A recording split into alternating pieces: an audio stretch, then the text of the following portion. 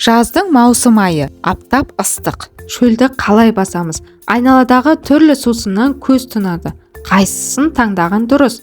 Жазда шөл басу үшін таза ауыз суы ең дұрыс таңдау болмақ. Сонымен қатар тәтті емес табиғи компоттар, морстар да қолайлы. Бірақ сусындар қатарының кең аясын газдалған сусындар иемденген. Олардың жойқын жарнамасын жас сәбилер де жаттап алған. Жастарына тән тұлғалық даму ерекшеліктеріне сай көбінесе жарнамаға құлақ түретін балалар мен жастар.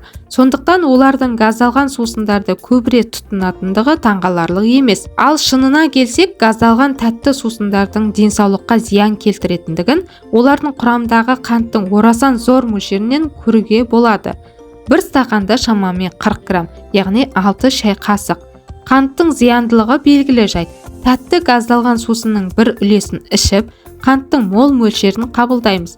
Қант салдарынан болатын биохимиялық ауытқулар организмнің физиологиялық қорының сарқылуына апаратын реакциялар тізбегін құрайды. Қант мол көлемде түскен кезде ұйқы безінің гормоны инсулин де мол көлемде өндіріле бастайды. Оның негізгі қызметі қандағы глюкоза деңгейін реттеу. Осыдан барып ұйқы безіне жүктеме түседі. Ал ұйқы безіне жиі, ұзақ жүктеме түсіру қант диабетіне, ұйқы безінің қатерлі ісігіне душар етуі ықтимал. Қарапайым көмірсулардың мұндай мол мөлшерде түсуі салмақты арттырып, семіздікке дейін апару мүмкін. Себебі түскен глюкозаны ыдырату жеткілікті түрде энергия бөледі. Ал майлардың жойылу үрдісі тежеледі. Майлар керісінше жинақтала бастайды.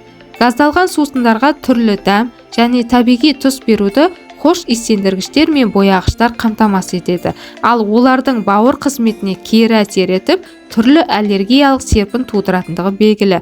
Сақтауыштар ретінде газдалған сусындар құрамында фосфор қышқылы болады. Олардың организм үшін қауіптілігі кальцийді шаю қабілетінде. Бұл остеопороз даму қаупін едәуір арттырады. Оның үстіне кальцийдің шайылуы қант жойылуы үрдістері есебінен ушығады.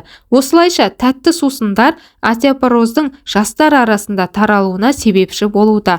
Осыған байланысты дәрігерлер дабыл қағуда. Сонымен қатар, зерттеулер нәтижелері бойынша газдалған тәтті сусын нашар холестериннің жинақталуына ықпал етеді. Бұл қан тамырларының бітелуіне апару ықтимал. Осыған байланысты кардиологтар мұндай сусындарды тұтынудан аулақ болуға кеңес береді. Ал сіздер шөлді қалай басасыздар? Комментарийге жаза кетіңіздер. Видеоны соңына дейін көріп тамашалағандарыңызға рахмет. Алдағы уақытта шөлді басатын сусындармен бөлісетін боламын. Сондықтан арнадан алыстамай қоңыраушаны міндетті түрде басып қойыңыздар. Ем болсын.